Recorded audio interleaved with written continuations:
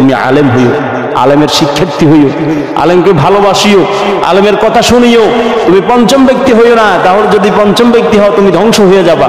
এখন নিজে নিজে যদি আপনার এই বড় মুস্তাহিদ সাজে, নিজে নিজে আপনার মুজাদ্দিদ হয়, এটা করবেন না, ওইটা করবেন, এটা করবেন না, এটা করবেন।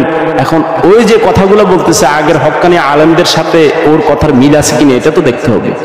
আপনি না হলে এখানে ইউটিউব চার্জ করে করে আপনি এগুলো বাহির করতেছেন, দেখে দেখে এগুলো করতেছেন। আপনি যদি এটাই হতো, এই যে মনে করেন একজন MBBS ডাক্তার হচ্ছে, প্রায় 7-8 বছর বা আরো কম বেশ সময় নিয়ে সে একটা ডাক্তারি পাশ করে একটা বিষয়ে সে দক্ষ একজন ডাক্তার হয়। এখন তো ইউটিউব, তাকে তো মনে করেন এই যে শিক্ষা প্রতিষ্ঠানে না পাঠাইয়া আপনি তাকে একটা মোবাইল, ভালো দামি একটা মোবাইল সেট দিলেন, এটা দেখে দেখে তো সে নিজে ইয়ে করতে পারবে। এটা তো হতে হবে না, কারণ হাতে কলমে শিক্ষা নিতে হবে তাকে। মোবাইল দেখে এখান থেকে শিখবে আর জানবে, এটা মোবাইলে আছে না।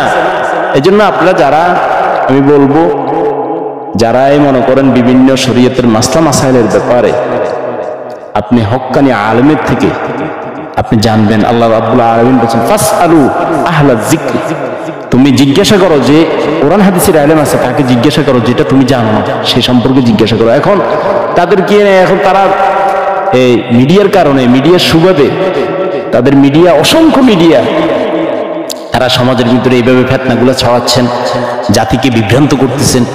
এজন্য আপনারা তাদের বিভ্রান্ত থেকে নিজেকে সেফ রাখবেন, হেফাজত করবেন। নিজের পরিবারস্থ যারা আছে তাদেরকেও হেফাজত রাখার চেষ্টা করবেন। যে নামাজ বলেন, রোজা বলেন, হজ বলেন, যাকাত বলেন, সব বিষয়ে ইসলামের কোরআন এবং হাদিসের স্পষ্ট বিধিবিধান আছে। আপনি আর আমি নতুন করে কোনো বিধান দেওয়ার কোনো সুযোগ নাই। এগুলো সবগুলো আপনার সমাধানকৃত বিষয়। এখন নতুন করে আমি আপনি কে এই ফিতনা করার? আর ফিতনাবাজদের জায়গা হলো জাহান্নাম, কোনো সন্দেহ নাই। ফিতনা হলো আসাদুল কতল বলছে আল্লাহ রাসূল, যে ফিতনাটা হলো হত্যার থেকেও মারাত্মক। এজন্য ভাইরা ফিতনা করব না। আপনি আমল করেন না, এটা আপনার ব্যাপার। আপনি নামাজ পড়েন না, এটা আপনার ব্যাপার। কিন্তু যারা পড়ে তাদের বিরোধিতা করার আপনার কে এই সুযোগ দিয়েছে? আপনাকে এই অথরিটি দিল কে? এজন্য ভাইরা অন্তত পক্ষে এই জিনিসগুলো ঠিক রাখবেন। আমরা তো এমনি গুনাহগার, এমনি আমাদের আল্লাহ রাব্বুল আলামিন যদি একটা দিনের একটা সেকেন্ড নিয়ে যদি আপনাকে প্রশ্ন করেন, কি জবাব দিবেন? যদি আল্লাহ ধরেন কোনো বান্দা পার পাওয়ার সুযোগ নাই, আল্লাহর রহমত ছাড়া, আল্লাহর দয়া ছাড়া, আল্লাহর মায়া ছাড়া, আল্লাহর নবীর সুপারিশ ছাড়া আপনার জান্নাতে পাওয়ার কোনো সুযোগ নাই।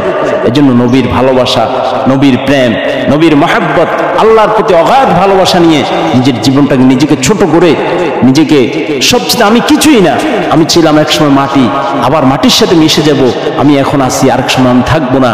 এই কথাগুলো মনে রেখে জীবনকে সুন্দর করি। আল্লাহ যেন আমাদের সবাইকে বোঝার তৌফিক দান করেন। আমিন।